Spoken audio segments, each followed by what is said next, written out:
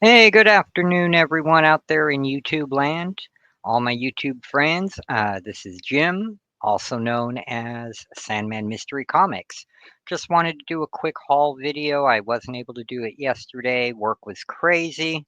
I got one item from eBay and a nice fat stack from James, better known as Mint Hunter Comics. If you want high grade minor and major keys, I got to tell you guys, he is the guy to go to. Plus, he gives massive discounts. The more you buy, the more your discount is. So it's pretty awesome. Um, to show just a few of the things that I got, first thing I got, this is the eBay purchase.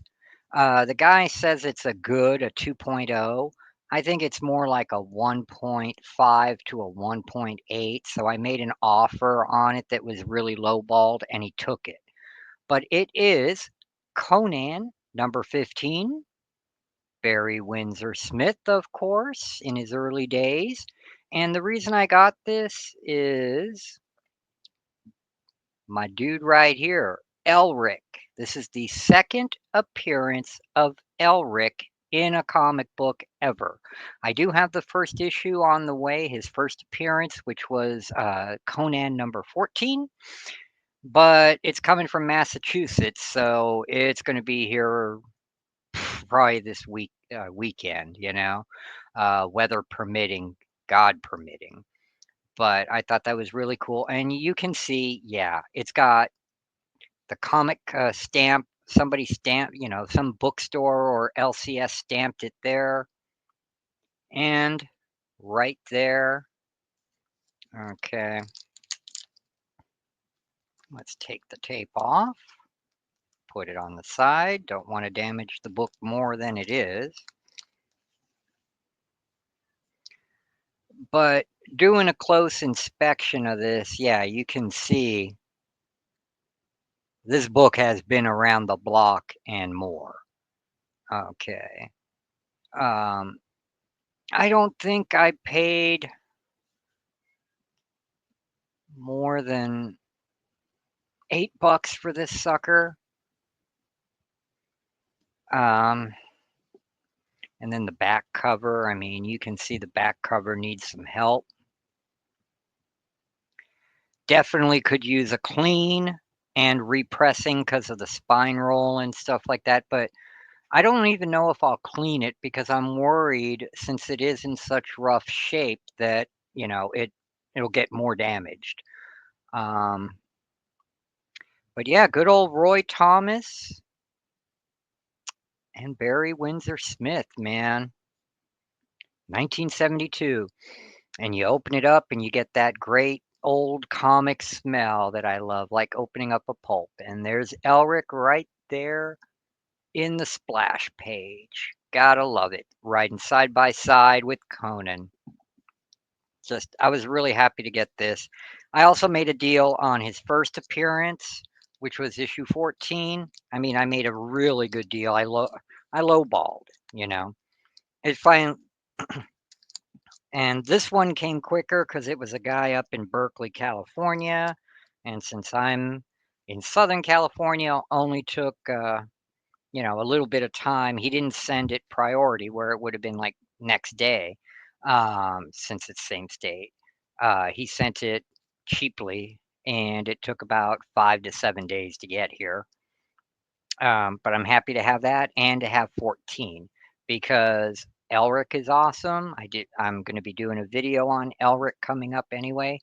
So, that's just awesome books to have. And it's Barry Windsor Smith. Speaking of awesome artists, and I showed this a couple nights ago on Matt's channel, Hero for Hire's Comic Club, the Spanish version of Daredevil, Diabolico, the man without fear. And this reprints actual Daredevil 67 with all the Gene Colan art, all that. Yep, that's my cat up there, Kalua, pretty blue-eyed kitty butt. All right. This is in really nice shape. Got a lot of sheen to the cover, no messes up except for this little thing right there on the cover. And you just You just gotta love Gene Colan's art. I mean, if it wasn't for Gene Colan, I doubt that Tomb of Dracula would have been the hit that it is, and how the mad dash everybody's doing to complete their 70s Marvel horror runs is because of Tomb and Dracula and Gene Colan art, a legend in our field, in our lifetime. So many of them, you know. George Perez, Roy Thomas, Marv Wolfman, Jim Starlin, Neil Adams, and unfortunately they're passing. This is another book I showed uh, on Matt's channel. First appearance of Captain Carrot. My wife likes the new Teen Titans because of the cartoon. Um, but this is staying with me because it's Captain Carrot. I'm going to have Scott Shaw sign it, since to me, Scott Shaw is the creator of Captain Carrot and the artist, and it's going to be fun stuff. Uh, this, just because he's a weird character and it was dirt cheap, I got it. Sleepwalker #1. I doubt this will ever be anything more than a $10 book. I got it for much less than that. Um, I doubt it'll ever be in the MCU either, but just a fun little 90s book. So, boom, price was right, grabbed it. This one from the 90s is a guilty pleasure of mine. Uh, not valuable, not really a key issue to me. I know it's the first appearance of Dark Stars, but that's not a big thing to me. Uh, Dark Stars #1, they were DC's other Green Lanterns, they were like privatized and cool. Travis Charest started doing the artwork on the interior. I think for a while he just did some of the covers. I have to deep dive into that, but not this cover. Right? He didn't do this. But I know later on he was attached to the book. But there is a lot of flack between the Dark Stars and the Green Lanterns. I don't know why. I only read like the first 6 issues in the 90s. But I remember this first issue and I remember liking it a lot. Again, the price was right on this. I think it was just a little above cover price. Cover price was 175. I think I paid $2. So just fun to get the feels again and have that nostalgia.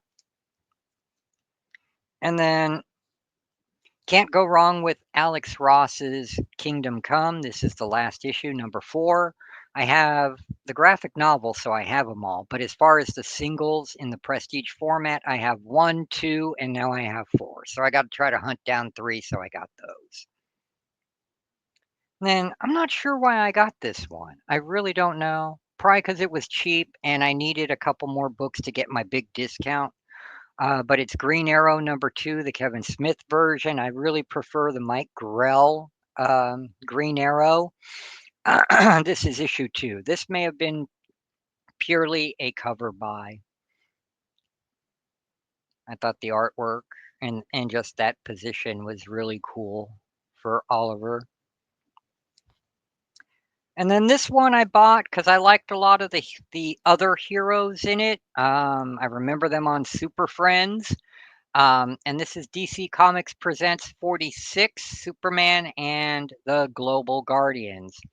This is actually the first comic appearance of the Global Guardians. And I got this at a cheap deal. I can't say I remember all the rest of these, but I definitely remember Jack-O-Lantern in the Super Friends comic book that DC put out in the 70s. I'm sure the rest of those were there, but he stood out to me because he's like excuse me, he is, like a Halloween character. I thought that was cool. The Jack-O-Lantern. Okay, now we're getting into a big stack of JSA and JSA related stuff. This is Green Lantern Secret Files Origins #1. Of course, I got it for the original Golden Age, uh, Green Lantern right there. And then Green Lantern Green Arrow #112. Golden Age Green Lantern right there, and added bonus cover by Mike Grell. And this is the origin of the Green Lantern Retold and the origin of the Starheart, which is where his ring comes from and how he gets his powers. Okay. So that was a nice little Copper Age book. Next up, I've got 4 Bronze Age books. All-Star Comics number 60. This is first Vulcan Son of Fire, and it's either the second or third Power Girl. Okay. I needed a replacement of this because the issue I have is lower grade, and my cat, I think he or she chewed on the side here and messed it all up.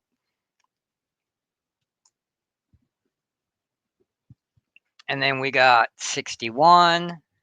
This is the first Xanadu and second Vulcan Son of Fire.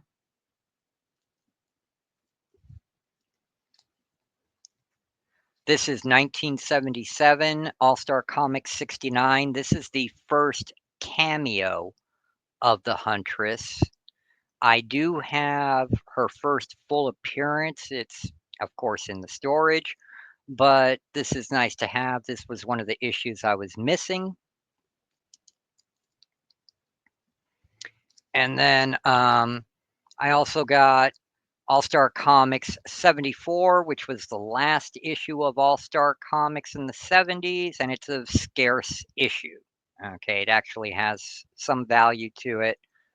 And it's got a little dog ear there I got to fix. Otherwise, in nice shape, and I got a great deal on it. And then he threw in an extra one of these for me because he said everybody was going to get a freebie. This is the regular from 1992, Justice Society of America, 1992, ongoing. And it is the first Jessica Chambers, who later becomes Jesse Quick, and Liberty Bell. Okay, so that is kind of a key. All right. And JSA is all about that, having the old generation train the new generation, having them take up the mantle too. So that's really cool to have those. Now, these two got as a set through him for a good deal. This is number 1, Secret Files and Origins, and number 2 of the JSA. And this has to do with Stargirl's origin, who, as you can see behind me over here, right there, I've got a 9.6 slab. The only reason I have that slab is I got a great deal on it. Okay.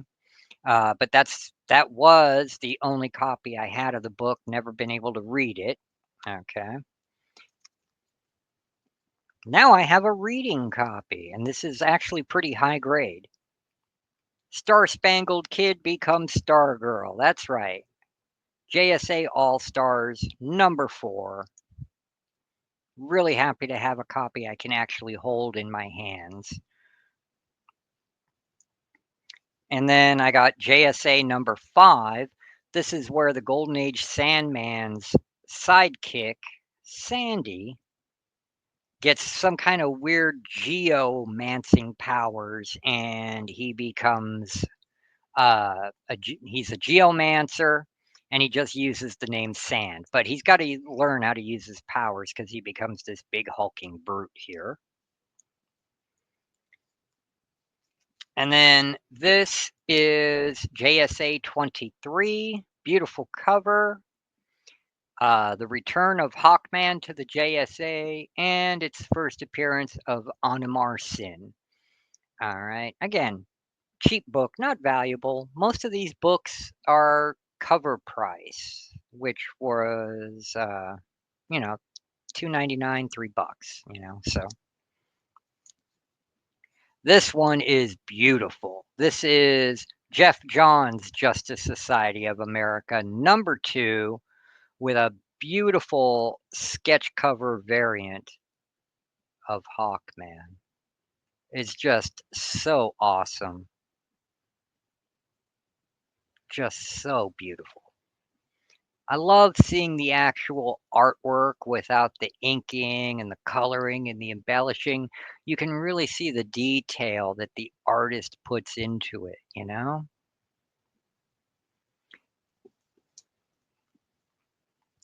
And then next up, these were bundled together. They are 7 of the Alex Ross Justice Society of America covers.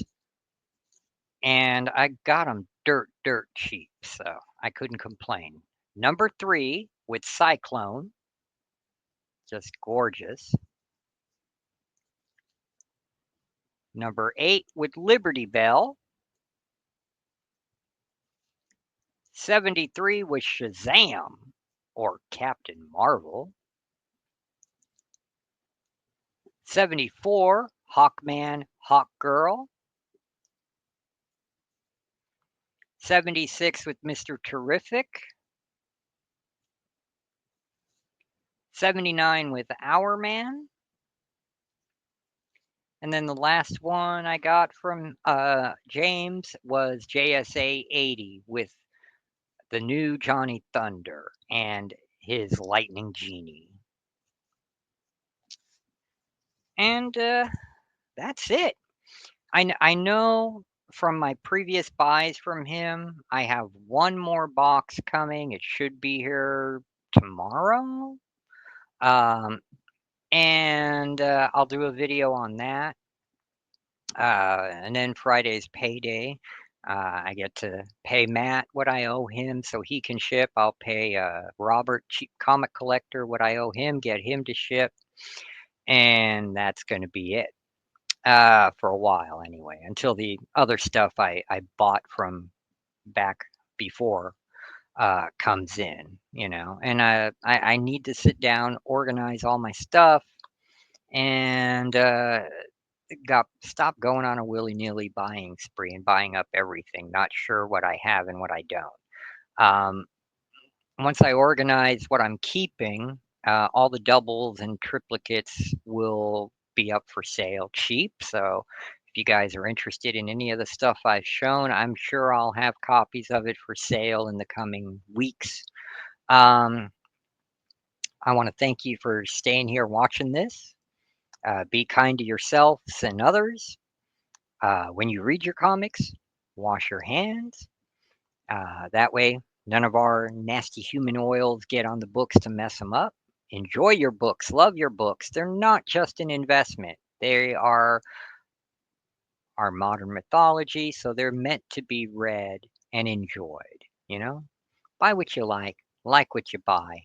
That way, no matter what, you're never disappointed. On that note, God bless you all, and I'll see you in the next video. Peace out, everybody.